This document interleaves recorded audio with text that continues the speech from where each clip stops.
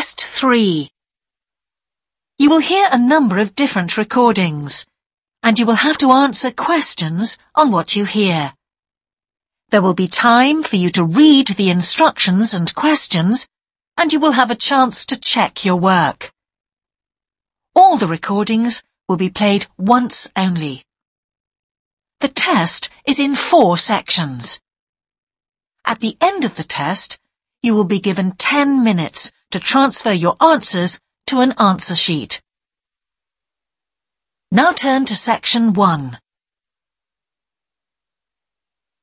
Section 1.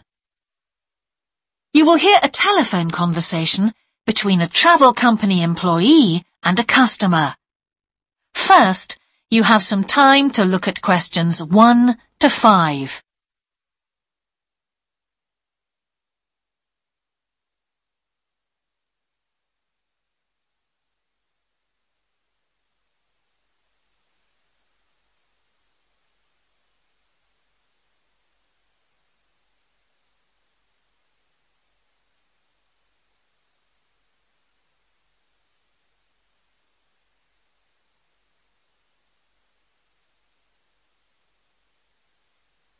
You will see that there is an example that has been done for you. On this occasion only, the conversation relating to this will be played first. Greek island holidays, can I help you? Yes, I hope so. I have a friend who's just come back from Corfu, and she's recommended some apartments in Arelis. She thought they might be on your list. Arelis, let me see. Can you give me the names? Yes, the first's Rose Garden Apartments. I'd like to go with another friend in the last week of October. Well, we've got a lovely studio flat available at that time. I'm sure you'd enjoy the entertainment program there too, with Greek dancing in the restaurant. The entertainment program offers Greek dancing, so Greek dancing has been written in the space. Now we shall begin.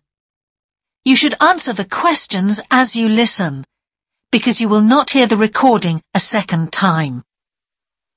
Listen carefully and answer questions 1 to 5.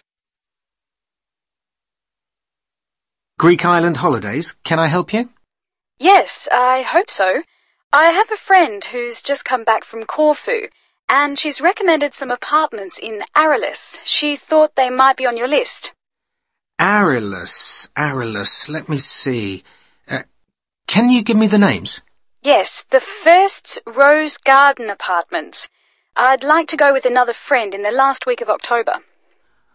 Well, we've got a lovely studio flat available at that time. I'm sure you'd enjoy the entertainment program there too, with Greek dancing in the restaurant. And the cost for each of us? £219. That sounds very reasonable. I'm just jotting down some notes. Now, the second one she mentioned was called Blue Bay. Blue Bay. Yes, in fact, that's very popular, and it has some special features. Really? The main attraction is the large swimming pool with salt water. Much healthier, I understand. That's right. And it isn't far from the beach either, only 300 metres. And only around half a kilometre to some shops, so you don't have to be too energetic. Is it much more expensive than the first one? Let me just check. I think at the time you want to go, it's around £260. No, £275 to be exact. Right, I've got that. Now, there are just 2 more apartments to ask you about. I can't read my own writing. Something to do with sunshine, is it? I think you meant the sunshade apartments. They're on a mountainside. Any special features? Yes, each room has its own sun terrace, and there are shared barbecue facilities. Ooh, sounds lovely. Yes, it is rather well equipped. It also provides water sports. It has its own beach. There are facilities for water skiing. Any kite surfing? My friend's quite keen. Not at the hotel, but I'm sure you'll find some in Arelis. There's also satellite TV in the apartments. And how much is that one? £490 with 2 sharing. You mean £245 each? I'm afraid not. Each person has to pay that amount and there must be at least 2 in an apartment. Oh, I don't think that would be within our budget, unfortunately. And the last one sounds a bit expensive too. The grand? Actually, it's quite reasonable. It's an older style house with Greek paintings in every room and a balcony outside. Sounds nice. What are the views like? Well, there are forests all round and they hide a supermarket just down the road, so that's very useful for all your shopping needs. There's a disco in the area too. And the price? £319 at that time, but if you leave it till November, it goes down by 40%. Too late, I'm afraid. Well, why don't I send you a brochure with full details, Miss... Nash. But don't worry about that. I'm coming to Upminster soon, and I'll call and get one. I just wanted to get an idea first. Well, that's fine. We've got plenty here when you come. Before you hear the rest of the conversation, you have some time to look at questions 6 to 10.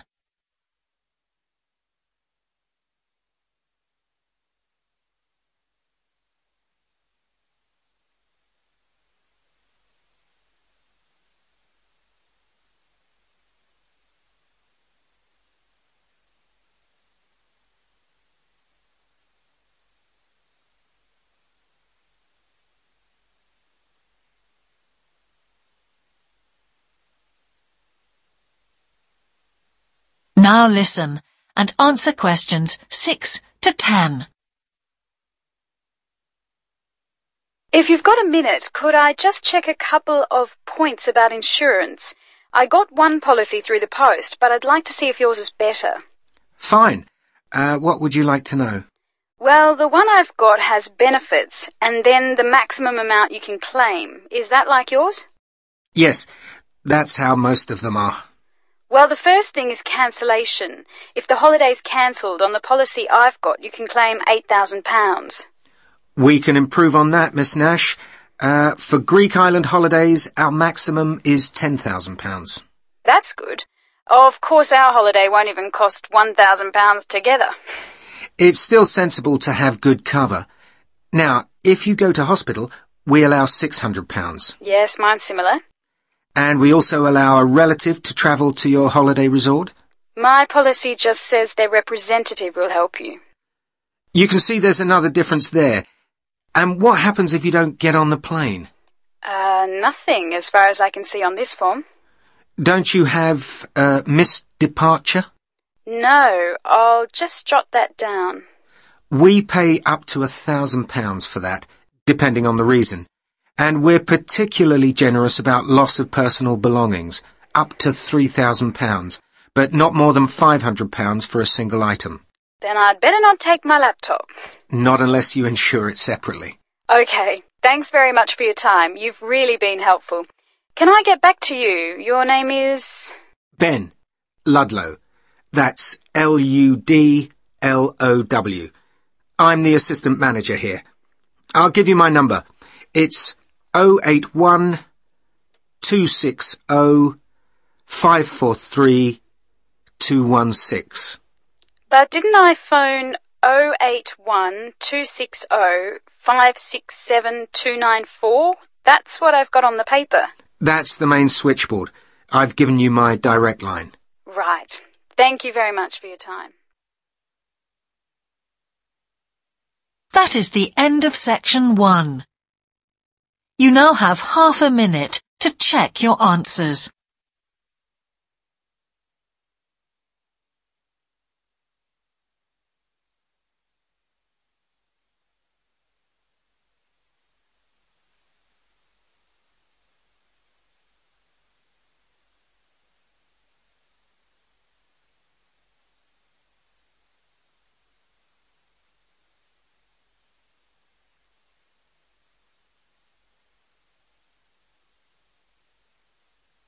Now turn to section 2.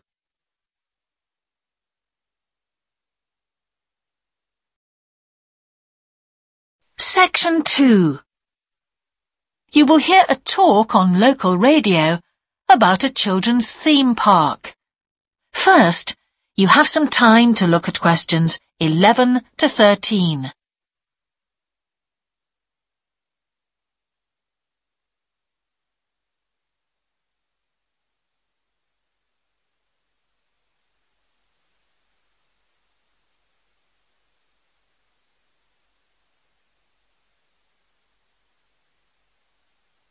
Now listen carefully and answer questions 11 to 13. For the second in our series about locally run businesses, we meet Simon Winridge, co-founder of the hugely successful Winridge Forest Railway Park. Welcome, Simon. Now, perhaps you can begin by telling us a little bit about how it all started. Well, during the 1970s, my wife Liz and I had just acquired 80 acres of sheep farming land, and we decided to settle down and have children. Pretty soon we had a daughter, Sarah, and a son, Duncan. The place was wonderful for the kids. They particularly loved trains and gradually built up an enormous network of miniature railway track. I began to develop larger-scale models of locomotives, but we didn't think anything more of it until I went on a trip to a theme park near Birmingham and decided we could do a much better job. So we set up a small one ourselves, based on the miniature railway, and we opened to the public for just a month that year, 1984, in July, our driest month, because our children said they didn't want our guests to have a miserable wet visit. I dealt with park business and Liz carried on with the farm work. It soon became clear that we were on to a winner. We began to extend the railway track and lay it among more interesting landscape by planting trees, which in turn attracted more wildlife, and by making cuttings through the rock. Nowadays, we're open all year round, and we're pleased to say that Winridge is one of the most popular visitor attractions in the area, with 50,000 visitors a year. 1.5 million people have been through our doors since we opened. Before you hear the rest of the talk, you have some time to look at questions 14 to 20.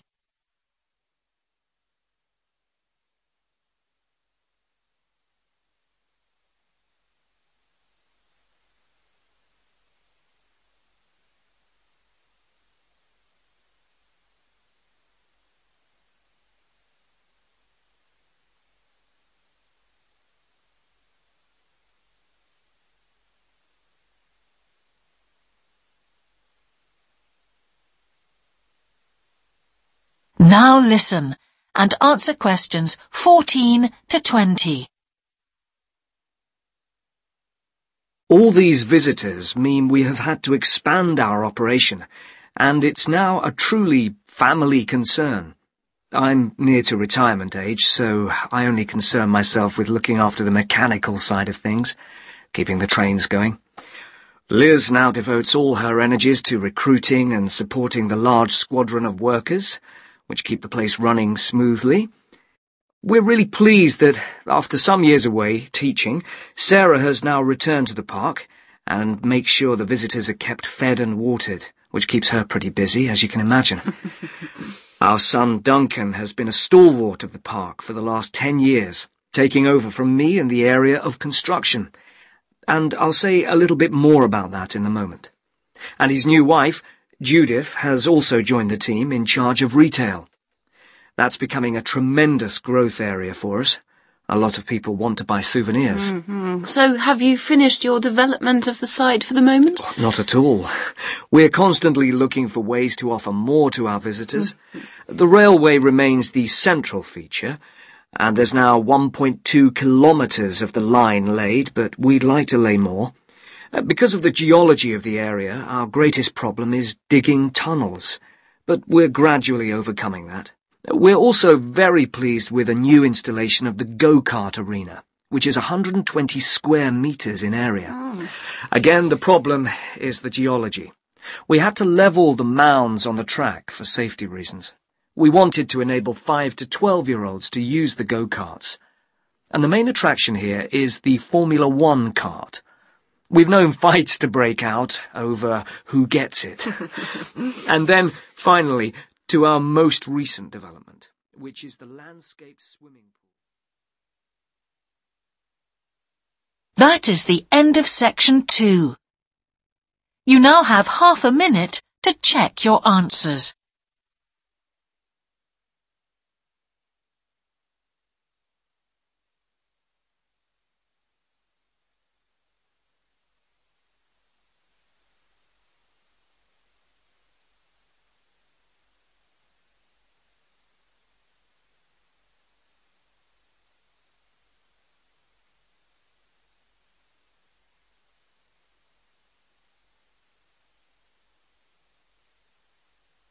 Now turn to section 3.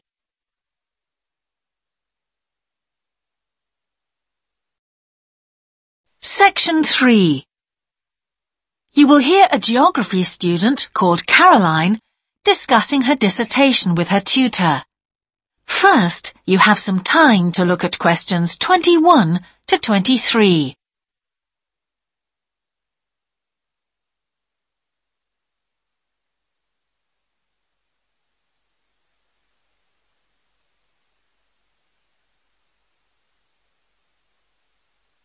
Now listen carefully and answer questions 21 to 23. Ah, Caroline. Come on in, sit down. Thanks. So how's the dissertation planning going? Well, Dr. Shulman, I'm still having a lot of trouble deciding on a title. Well, that's perfectly normal at this stage. And this is what your tutorials will help you to do. Right. What we'll do is jot down some points that might help you in your decision. First of all, you have chosen your general topic area, haven't you?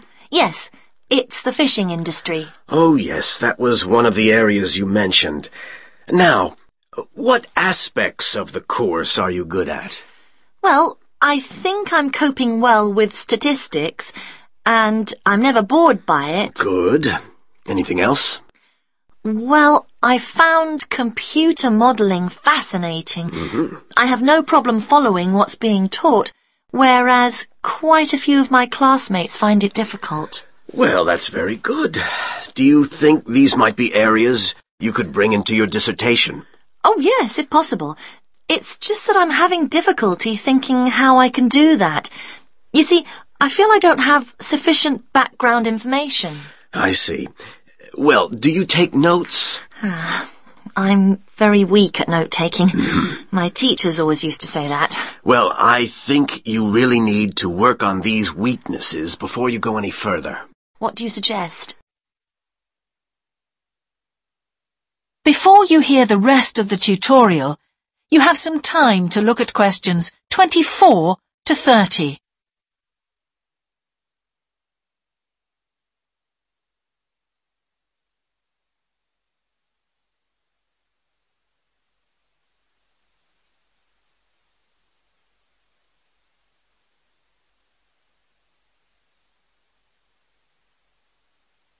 Now listen and answer questions 24 to 30. Well, I can go through the possible strategies with you and let you decide where to go from there. Okay, thanks.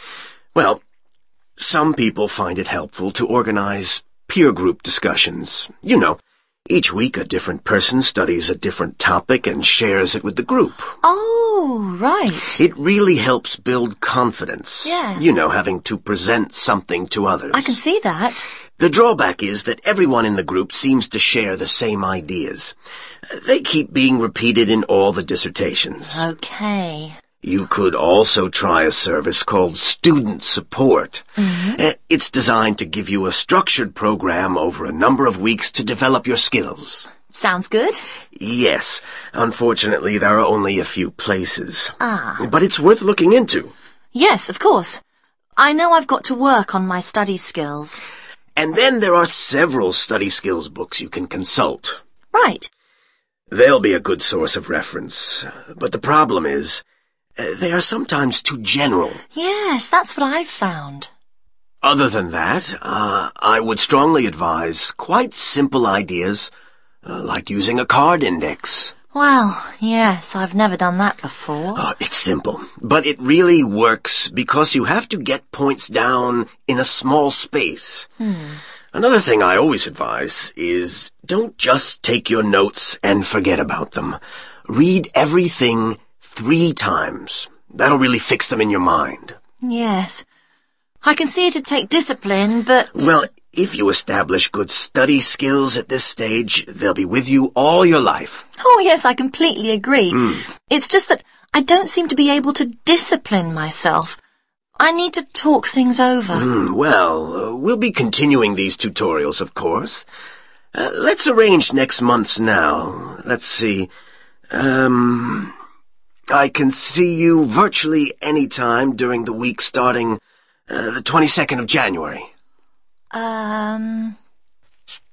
What about the 24th? I'm free in the afternoon. Sorry, I'm booked then. What about the following day? The Thursday? Yeah? I can make the morning. Fine. We'll go for the 25th then. That's great. Thanks. That is the end of section 3. You now have half a minute to check your answers.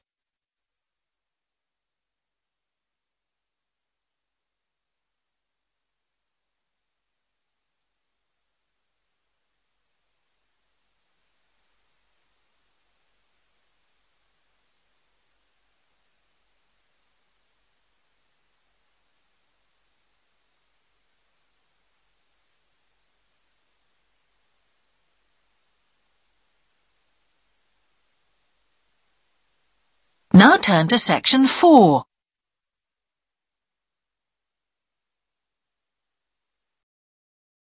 Section 4.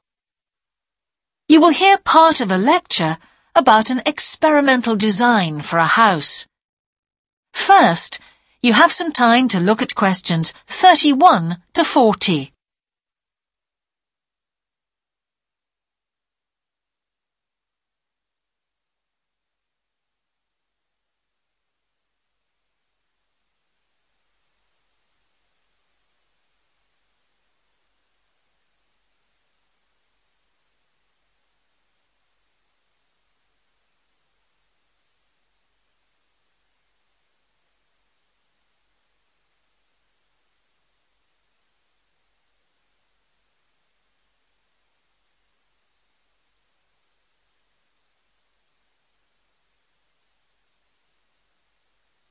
Now listen carefully and answer questions 31 to 40. Good morning. In the last few lectures, I've been talking about the history of domestic building construction. But today, I want to begin looking at some contemporary experimental designs for housing. So, I'm going to start with a house which is constructed more or less under the ground. And one of the interesting things about this project is that the owners, both professionals but not architects, wanted to be closely involved, so they decided to manage the project themselves. Their chief aim was to create somewhere that was as environmentally friendly as possible. But at the same time, they wanted to live somewhere peaceful. They'd both grown up in a rural area and disliked urban life. So the first thing they did was to look for a site, and they found a disused stone quarry in a beautiful area. The price was relatively low, and they liked the idea of recycling the land, as it were. As it was, the quarry was an ugly blot on the landscape, and it wasn't productive any longer either. They consulted various architects and looked at a number of designs before finally deciding on one. As I've said, it was a design for a sort of underground house, and it was built into the earth itself, with 2 stories. The north, east, and west sides were set in the earth, and only the sloping south-facing side was exposed to the light. That was made of a double layer of very strong glass. There were also photovoltaic tiles fixed to the top and bottom of this sloping wall.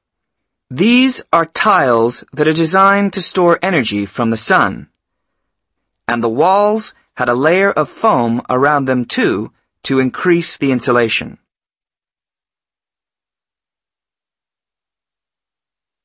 Now, what is of interest to us about this project is the features which make the building energy efficient.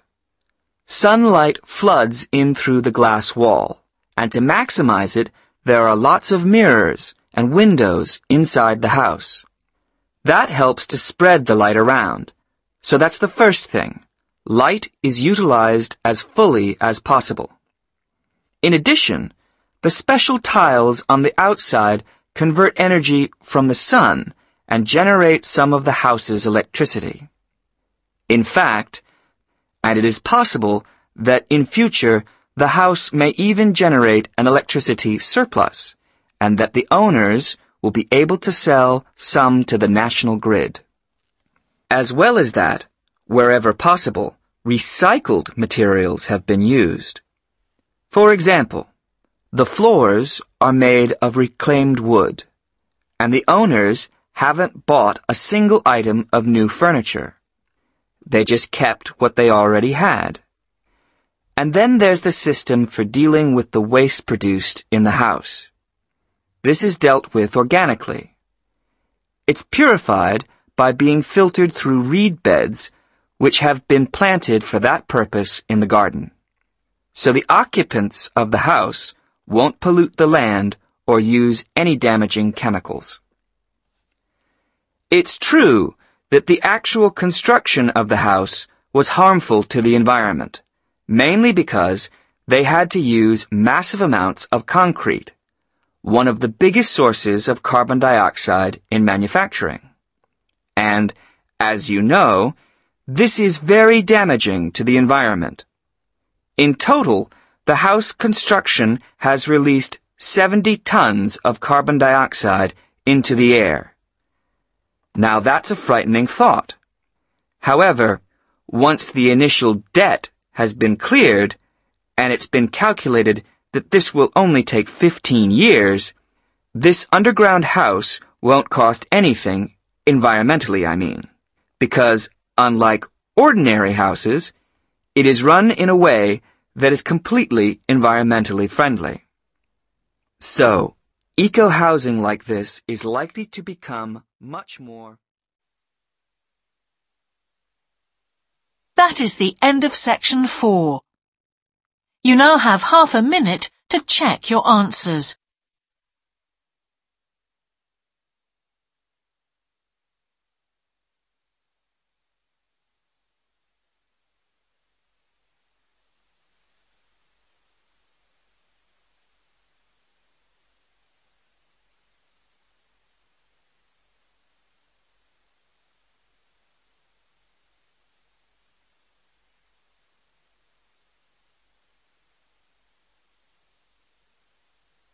That is the end of the listening test. In the IELTS test, you would now have 10 minutes to transfer your answers to the answer sheet.